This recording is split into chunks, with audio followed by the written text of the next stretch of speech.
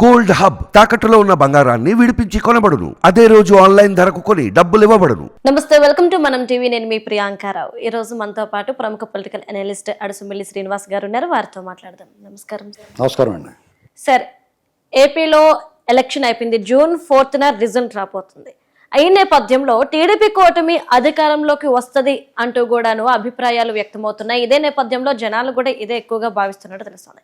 మరి నిజంగా టీడీపీ కూటమి అధికారంలోకి వస్తే జగన్ విషయంలో ఎలాంటి నిర్ణయాలు తీసుకోబోతుంది? ఎందుకు అంటే చంద్రబాబు నాయుడు మీద 60 కేసులు పెట్టించడం, 50 రోజులు జైల్లో ఉంచడం, ఇలాంటివి ఎన్నో చూశారు. మరి ఈ నేపథ్యంలో టీడీపీ కూటమి జగన్ విషయంలో ఎలాంటి నిర్ణయాలు తీసుకునే అవకాశాలున్నాయి? అంటే జనాలందరితో పాటు నాకు కూడా అదే అభిప్రాయం ఉంది. ఎందుకంటే రాష్ట్రంలో జగన్ మీద జనం తిరుగుబాటు చేశారండి. ఒక రకంగా తిరుగుబాటు కిందే ఉంది. అది ఒక తుఫాన్ లాగా, సునామీ లాగా వచ్చి పడిపోయారు జనం. ఇక్కడ నిశ్శబ్దంగా ఏం లేదు, శబ్ద విప్లవం. ఇదివరకు 94లో నిశ్శబ్ద విప్లవం వచ్చింది.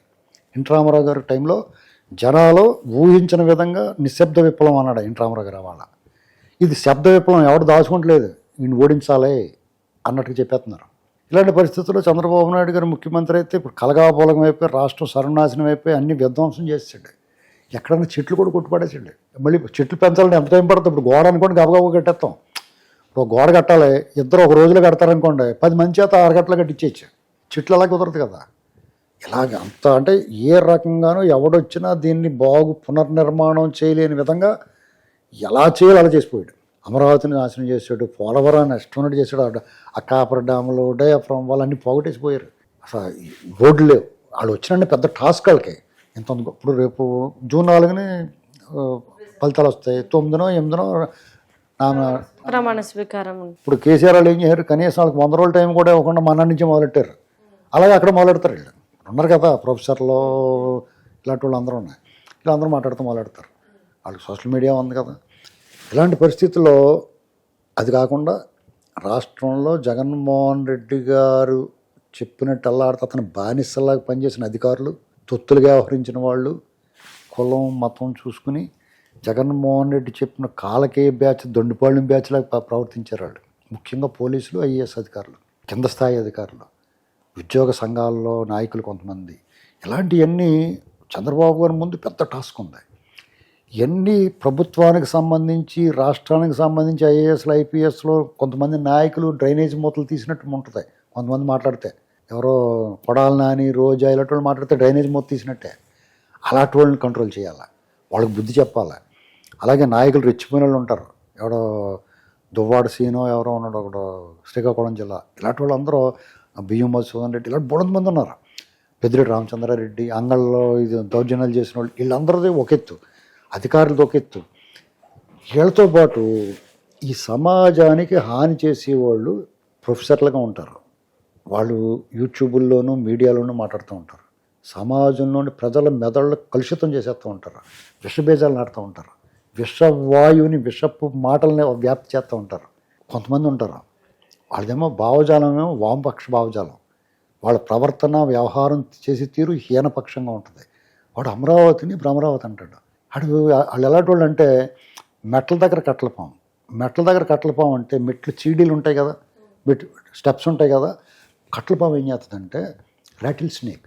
అది ఆ 2 మెట్లకి ఉన్న ఆ గాడిలో పడుకొని ఉంటుంది. మనకు తెలియదు, కనపడదు. మనం దిగుతున్నప్పుడు షూ వేసుకున్నవాడు పర్లేదు, షూ లేకుండా ఇలాంటి జోడు వేసుకున్నాడు అనుకో, మడం దొరుకుతుంది దాన్ని కరెక్ట్గా, అది కరిచేస్తుంది. మడం దగ్గర కరిచిందంటే ఇక్కడికి వెళ్ళటానికి అంటే అవుట్. అది చాలా ప్రమాదకరమైన, విషపూరితమైన పాము. అలాంటి వాళ్ళు అమరావతిని భ్రమరావతి అన్నవాడు అటువంటి వాడు. వాళ్ళే కాకుండా కుల సంఘాల నాయకులు, ప్రజా సంఘాల నాయకుల పేరుతోటి ప్రజా సంఘాలం మేము, మహిళా సంఘాలం మేము అని ఎవరికైనా అన్యాయం జరిగితే మేము బయటకు వచ్చి మాట్లాడుతాం అన్నవాళ్ళు, దళిత సంఘాల నాయకులు, ఇలా చాలామంది ఏదన్నా జరిగిందంటే వాళ్ళు ముందు స్పందించేవారు. ప్రభుత్వాలు భయపడి, రాజకీయ నాయకులు భయపడేవారు. ఎవరినా ఉంటే వీళ్ళందరూ వస్తారేమో అని. వామపక్షాల్లో ఉన్నవాళ్ళు ఇలా కొంతమంది వాళ్ళ భావజాలాన్ని, వాళ్ళు చేయాల్సిన పని విడిచిపెట్టి ఒక కులం చూసో, మతం చూసో, ప్రాంతం చూసో నిత్యం విషం కక్కుతూ ఉంటారు. వాళ్ళ భావజాలం, వాళ్ళ తెలివితేటలని, వాళ్ళ భాషా పరిజ్ఞానాన్ని ప్రజల మధ్య విభేదాలు సృష్టించడానికి, ఒక కులాన్ని టార్గెట్ చేయడానికి వాళ్ళు వాడుతూ ఉంటారు. వీళ్ళు చాలా ప్రమాదకరమైన వ్యక్తులు. వీళ్ళని ఎట్టి పరిస్థితుల్లోనూ వీళ్ళందరూ కూడా జగన్మోహన్ రెడ్డి ఒక విషపు వృక్షం అనుకుంటే వీళ్ళందరూ కూడా ఆ విషం వృక్షం తాలూకు వేళ్ళు. అలాగే రాజశేఖర రెడ్డి ఏం చేశాడంటే చాలామందిని ఆ వ్యవస్థలో చొప్పించేసాడు.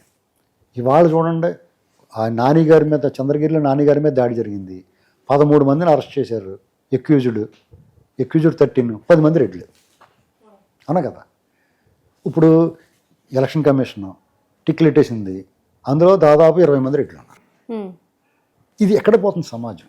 వీళ్ళు ఏమన్నారు, చంద్రబాబుని 36 మంది కమిటీ చేసి ఉన్నారు, 3 కూడా లేరు అందులో. కానీ వాస్తవానికి జరిగింది ఏంటి? చెడ్డ పేరు రావట్లేదు రెడ్లు. ఆ రెడ్లందరికీ మంచి రెడ్లు ఉంటారు కదా, అందరూ చెడ్డలు ఉంటారు కదా. ఇలాంటి పరిస్థితుల్లో వీళ్ళందరినీ ఏరేసి ఇప్పుడు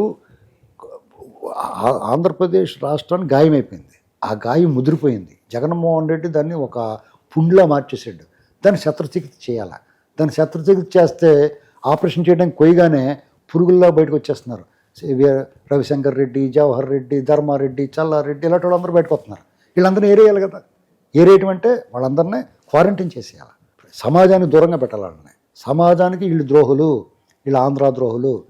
రాష్ట్రానికి ఇంత అన్యాయం చేసి, దుర్మార్గం చేసి, భవిష్యత్తు లేకుండా చేసి, యువతకు ఉపాధి లేకుండా చేసి, భవన నిర్మాణ రంగాన్ని కుప్పగూల్చి, మద్యం ద్వారా ఆరోగ్యాన్ని హాని చేసిన జగన్మోహన్ రెడ్డి ప్రేమికులందరినీ కూడా ఈ సమాజానికి ద్రోహులు, వీళ్ళు ఆంధ్ర ద్రోహులు అని చెప్పేసి ముద్రేసి ఫస్ట్ ఈయన అభివృద్ధి కాదు, పోలవరం కడతాను, అమరావతి కడతాను, ఈ చేయకూడదు.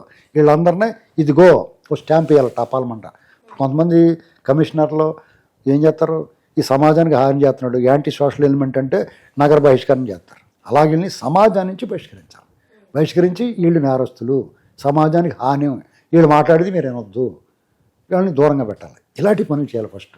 అధికారుల్లో కానీ, నాయకుల్లో, రాజకీయ నాయకుల్లో కానీ, సమాజంలో మాలాగే అనలిస్టులుగా ఉన్నాడు, మేము తప్పు మాట్లాడుతూ మమ్మల్ని కూడా చూసేయాలి పక్కకి. ప్రొఫెసర్ల పేరు చెప్పుకుని సూట్ కేసులు తీసేసుకుని మాట్లాడడం, అమరావతిని వామపక్ష భావజాలను ముసిగేసుకుని నిత్యం విషం కక్కి వాళ్ళందరినీ అలా చూపించాలి ప్రజలకి. ఇదిగో వీళ్ళు ద్రోహులు, ఆంధ్ర ద్రోహులు, ఆంధ్ర మీద విషం కక్కుతారు వీళ్ళు, ఒక కులం మీద విషం కక్కుతారు, ఒక ప్రాంతం మీద విషం కక్కుతారు వీళ్ళు అని చెప్పేసి ఎస్టాబ్లిష్ చేయాలి. ఇది చేయాల్సిన పని చంద్రబాబు గారు. దీంతో పాటు ఇంకోటి ముఖ్యమైన పని ఏంటంటే, వీళ్ళందరూ 2014 అప్పుడు వీళ్ళ పరిస్థితి ఏంటి, వీళ్ళ ఆర్థిక పరిస్థితి, స్థిరాస్తులు ఎన్ని ఉన్నాయి, ఒకసారి ఒక మదింపు చేయాలి. 2024 వచ్చేటప్పటికి ఈ 10 ఏళ్లలో వీళ్ళు ఎంత అభివృద్ధి చెందారు ఆర్థికంగా, దాని సోర్సెస్ ఏంటి, దాన్ని ప్రభుత్వం తలుచుకుంటే చేయొచ్చు. చేసి జగన్మోహన్ రెడ్డి కొల్లగొట్టేసిన డబ్బు అక్కడ కూడా పోయింది. అర్థమైందా? ఆంధ్రప్రదేశ్కి సంబంధించి చంద్రబాబు నాయుడు గారి అరెస్టుకు సంబంధించి ఎక్కడెక్కడ కీలకమైన స్థానాలు ఉన్నారో కింద నుంచి పై వరకు ఎంతమందికి సూట్ కేసులు అందినాయి అన్ని పరిశోధన చేసి, దర్యాప్తు చేసి, విచారణ చేసి లాగాలి బయటికి. వాళ్ళందరినీ దోషులుగా నిలబెట్టాలి, వాళ్ళందరి మీద కేసులు నమోదు చేయాలి. వాళ్ళందరి దగ్గర రెవెన్యూ రికవరీ యాక్ట్ ఒక చట్టాన్ని చేసినా సరే వాళ్ళ ఆస్తులు లాగేసుకోవాలి.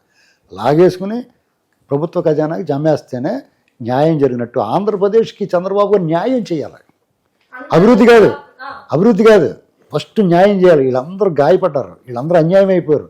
ఒక యువకుడిని చంపేసి ఇంటికి డెలివరీ ఇచ్చారు, వాళ్ళు న్యాయం ఎలా చేస్తారు? ఒక కుర్రోడు ఇసుక అక్రమరావు అంటే గుండు కొరిగించారు, ఒకరిని కొట్టి చంపారు, ఒక డాక్టర్ని హింసించి చంపారు. వీళ్ళందరికీ న్యాయం ఎలా చేస్తారు? ఇలాంటి అనేక మంది ఉన్నారు. అందరూ ఫిర్యాదులు స్వీకరించాలి. దానికి ఇప్పుడు ఒక గ్రామంలో ఒక ప్రభుత్వ అధికారి, పోలీసు అధికారి ఉంటాడు, వాళ్ళ దగ్గరికి ఎవరైనా బాధితుడు వచ్చి నాకు న్యాయం చేయండి అంటే అతన్నే నిందితుడు చేసిన వాడిని ఐడెంటిఫై చేయాలి. వాళ్ళందరూ పార్టీ మారిపోతానన్నా, అదే బీజేపీలోకి వెళ్ళి షెల్టర్ తీసుకుందామన్నా వదిలిపెట్టకూడదు. ఇలా చాలా పెద్ద టాస్క్ ఉంది చంద్రబాబు గారికి.